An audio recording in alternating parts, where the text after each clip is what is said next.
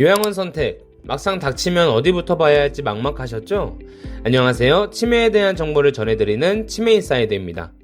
요양원을 고민하고 계신 분들이라면 반드시 한 번은 알고 가야 할 기준들이 있습니다. 오늘은 그 기준을 먼저 말씀드리고 왜 이 고민이 시작되는지 현장에서 실제로 마주하는 상황들을 바탕으로 차분하게 정리해드리겠습니다. 요양원을 선택하실 때 가장 중요한 기준은 이렇게 보시면 됩니다.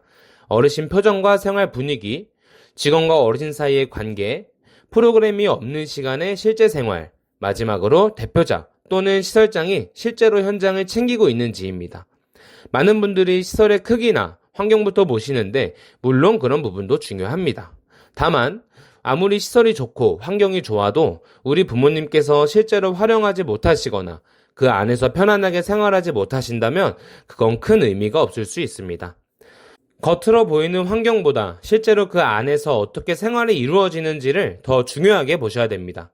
이 부분은 뒤에서 하나씩 자세히 말씀드리고 먼저 왜 요양원을 고민하게 되는 시점이 오는지부터 짚어보겠습니다. 요양원을 알아보게 되는 시점은 특별한 한 가지 이유라기보다 여러 상황이 겹치면서 자연스럽게 고민하게 되는 경우가 많습니다. 처음에는 대부분 조금만 더 집에서 모셔보자 또는 방문요양이나 주간보호센터를 이용하면서 가능한 집에서 모시려고 노력하십니다. 그런데 시간이 지나면서 하나씩 변화가 쌓이기 시작합니다. 낙상이 한 번이 아니라 두 번, 세 번 반복되기 시작하고 밤에는 잠을 안 주무시고 오히려 낮에 계속 주무시는 생활이 반복되기 시작하면서 가족 전체의 생활 패턴이 완전히 바뀌기도 합니다. 치매로 인한 감정 기복이나 폭언이 생기기도 하고 외출을 하셨다가 길을 찾지 못하는 경우도 점점 늘어납니다. 또 어떤 경우에는 인지저하가 눈에 띄게 빠르게 진행되면서 예전과는 전혀 다른 모습으로 변화하는 순간을 가족들이 직접 체감하게 됩니다. 그런데 더 중요한 건 어르신의 변화보다 보호자의 상황입니다. 처음에는 버틸 수 있다고 생각했던 것들이 어느 순간부터 하나씩 무너지기 시작합니다. 잠을 제대로 못 자게 되고 하루의 대부분이 돌봄으로 채워지면서 내 생활이라는 게 거의 없어지게 됩니다.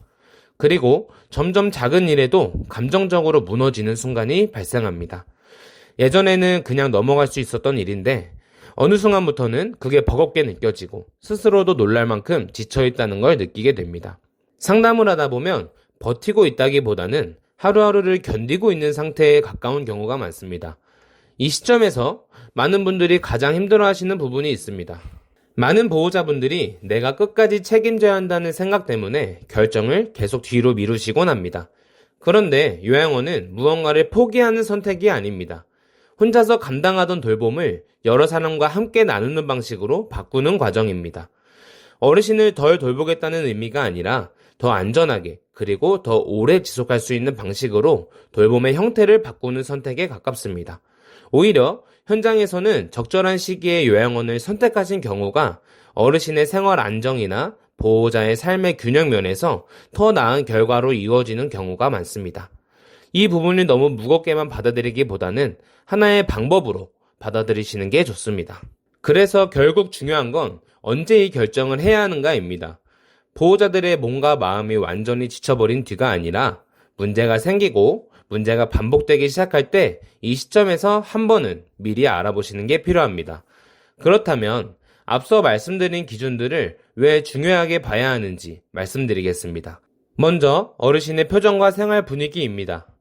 이게 중요한 이유는 어르신의 그 공간에서 편안함을 느끼고 계신지 가장 직접적으로 보여주는 부분이기 때문입니다. 말로 표현하지 않으셔도 표정이나 분위기에서 그 공간이 편한지 불편한지가 자연스럽게 드러나는 경우가 많습니다.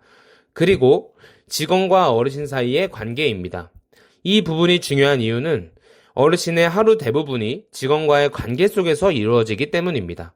말을 어떻게 건네는지, 어떤 태도로 대하는지, 아기 대하듯 대하진 않는지에 따라서 어르신의 느끼는 안정감이 크게 달라질 수 있습니다. 그 다음은 프로그램이 없는 시간입니다. 많은 분들이 프로그램 위주로 보시는데 실제로 어르신의 하루 대부분은 그 외의 일상 속에서 보내게 됩니다.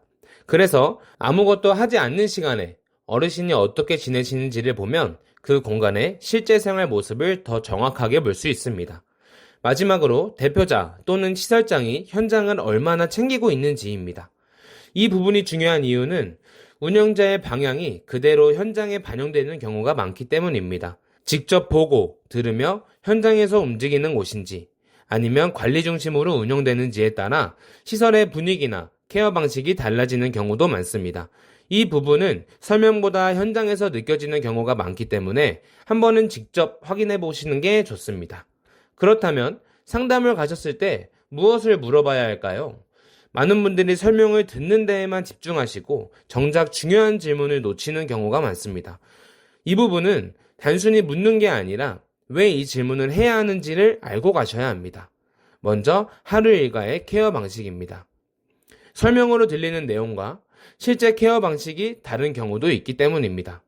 식사를 어떻게 도와주는지 물어보셨을 때 잘 도와드립니다. 이렇게만 답하는 것도 있고 어디까지는 스스로 하게 하시고 어려운 경우에만 도와드립니다. 이렇게 설명해 주는 것도 있습니다. 이 차이를 들어야 그 시설의 실제 케어 수준이 보입니다. 다음은 낙상이나 응급상황 대응입니다. 실제 사고는 언제든 발생할 수 있기 때문에 그 상황에서 어떤 절차로 움직이는지, 보호자에게는 어떻게 전달되는지, 이 부분들이 명확하게 설명되는지를 확인하셔야 합니다. 그리고 야간 관리입니다. 낮보다 인력이 줄어드는 시간이기 때문에 밤에는 어떻게 케어하며 어르신의 상태를 체크하는지, 위험 상황에 어떻게 대응하는지를 한 번은 꼭 확인해 보셔야 합니다. 마지막으로 보호자와의 소통 방식입니다. 어르신분들은 작은 변화가 쌓이면서 큰 차이를 만듭니다. 어르신의 상태 변화가 있을 때 얼마나 자주, 어떤 방식으로 공유가 되는지, 이 부분에 따라 보호자가 느끼는 신뢰도도 크게 달라질 수 있습니다. 그리고 한 가지 더 보셔야 할 부분이 있습니다. 이 질문들을 했을 때 얼마나 구체적으로 답을 해주는지입니다. 설명이 구체적인 곳은 실제 케어도 구체적인 경우가 많고 반대로 설명이 흐릿한 경우에는 운영도 애매한 경우가 많습니다. 상담을 받으실 때는 듣는 것에서 끝내지 마시고 한 번은 꼭 직접 질문을 해보시는 게 중요합니다. 결국 요양원을 선택할 때 가장 중요한 기준은 겉으로 보이는 시설이 아니라 어르신이 그 안에서 어떻게 하루를 보내시는지입니다. 좋아 보이는 환경도 중요하지만 실제로 편안하게 생활하실 수 있는지가 더 중요합니다. 요양원 선택은 단순한 시설 선택이 아니라 어르신의 일상과 가족의 삶을 함께 결정하는 과정입니다.